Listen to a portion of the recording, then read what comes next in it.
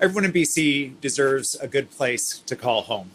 But for too many, that foundational piece feels just out of reach. There are people in their 20s and even in their 30s living at home, wondering when they're going to be able to start their own homes.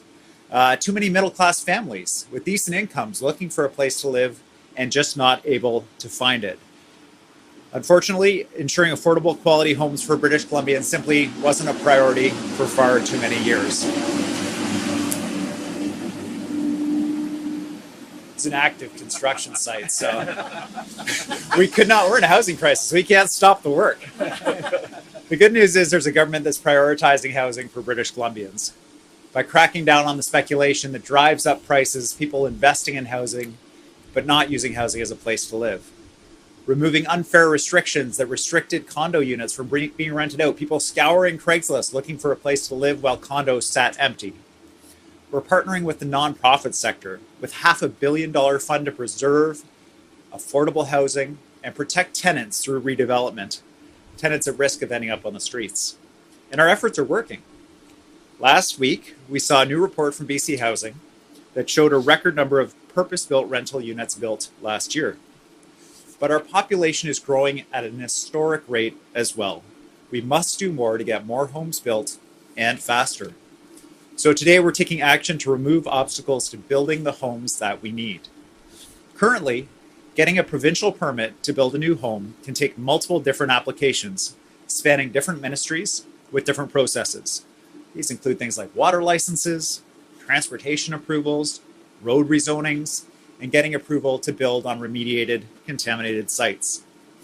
British Columbians expect government to have high standards for health and safety around our housing. Of course, and we do have high standards. But British Columbians also expect those approvals processes to be efficient, effective, and timely, and not increase the cost of housing. That's why today we're taking another step to modernize and add resources to provincial processes that, while necessary, are holding back new homes that families desperately need.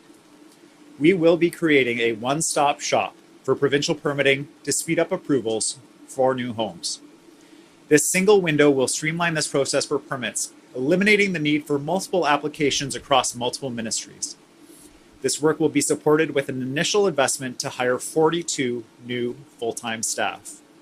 Their jobs, as the Housing Action Task Force, will be to identify the highest priority housing, including Indigenous-led projects, BC housing applications, and multiple unit applications, to steer them through the process quickly, efficiently, and responsibly. But these staff will also help us undertake the broader transformation of BC's permitting regime, which will take time as we engage in consultations with First Nations and with our industry partners, so we do it right.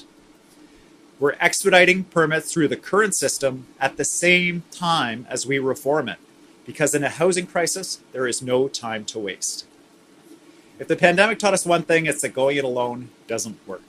It'll take all of us working together to build a province that offers a good home for everyone, every level of government, in partnership with Indigenous communities, nonprofits, co-ops, home builders, and more. Now, on many occasions, I've asked municipalities to speed up housing applications to get more people into new homes faster. It's only right, if we're looking to them, that we also look to ourselves. Our government should provide leadership and do the same when it comes to provincial permits. And that is exactly what we are doing. Thank you. So just wanted to ask a little bit about how many projects are in the pipeline that are being transitioned to this new process, and how you plan to deal with other municipalities. I understand that North Vancouver may be different, who may not have a similar streamlined process. Thanks, Binder. Part of the work that this team is going to do is around identifying high-impact projects. They could be BC housing projects, they could be affordable housing projects, they could be Indigenous housing projects, multi-unit projects, purpose-built rental, the kind of housing that we desperately need, and moving them through the process as it stands right now, so that they are expedited through that process, that they get priority. But having that concierge service for those high-priority projects doesn't address the system itself. So that's why at the same time, we will be reforming and moving to the single window process that is more efficient and more effective for everybody.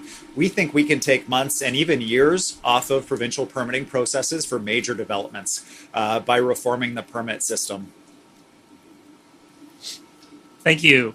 Next question, we're going to loop back in with you, Richard Sussman from Global News. Sorry about that, Premier. I'm here now. Is there a move here from the province towards a more consolidated effort to get nonprofits into the larger housing sector?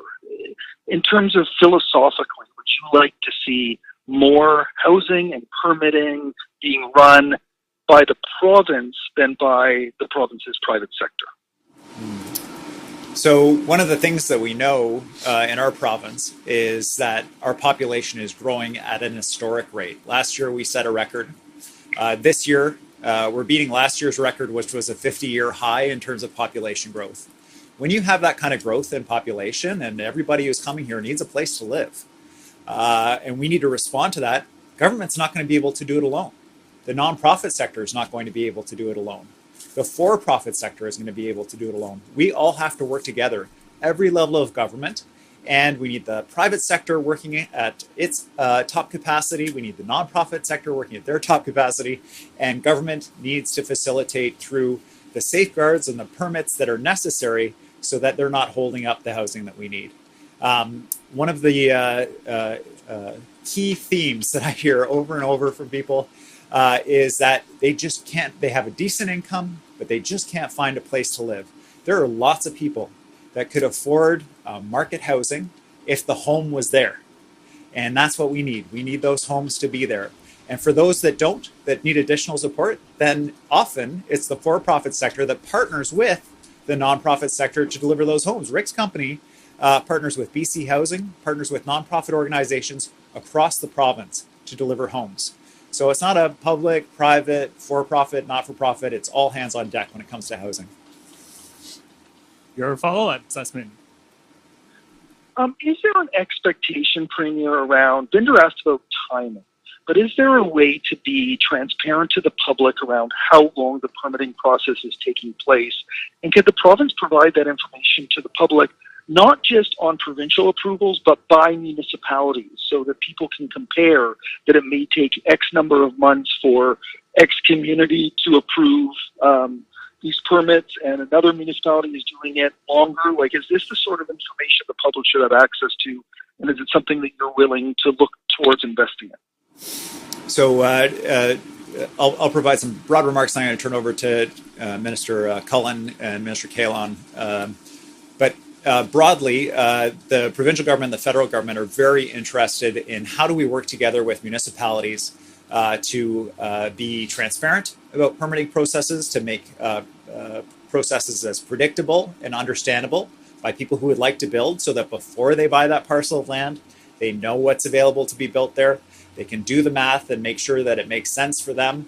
And then when they buy the property, they can get to work almost immediately on building the homes that we need. That's the goal that we would like to get to in partnership with municipalities. The province has a role to play, and the federal government has their Housing Accelerator Fund that can help us get there. We did our development approvals review process to help us get there. But specifically on today's permit announcement, I'll turn over to Minister Cullen. Robbie, did you want to go first? Yeah, go ahead. Minister Kahlon. Yeah. The other, Cullen Callon, it's pretty similar. I'll just add that, I've been hearing from local governments. I've been also hearing a lot from the not-for-profit community, the development community, about that very question, which is too often applications come in. They don't know really who's reviewing it, which team is reviewing it, how long it's going to take. And part of the work that Minister Cullen is leading is addressing the backlog we have now, working on the system that we have now, but also working with our ministry to rethink what that system could look like. I think we can come to a place in the very near future where somebody applying for a building permit knows upfront what is required of them, knows upfront how much it will cost, and knows upfront how much time it will take to get that approval done. It's happening in some jurisdictions around the world, and we believe we can see that happen here in British Columbia, working with all of our partners. So briefly to add, we heard an example from the North Shore about how we can change the processes with some partnership with the provincial government in moving from paper to digital, which might be shocking for a lot of British Columbians to hear. Was it a 120-pound application? 120 pounds worth of paper applications for once. Right. So, and if it's reviewed, another 120 pounds worth of paper. The changes we need to make is an overhaul of the system. The backlog that Minister Cullen, the Premier Eby talked about, is the time which costs the money for the developers and then on down to the people who are looking to rent or own homes in British Columbia. We have to do both things at once. We have a task force that we have created across ministries to address all the different permits into one place for those prioritized projects that the Premier talked about.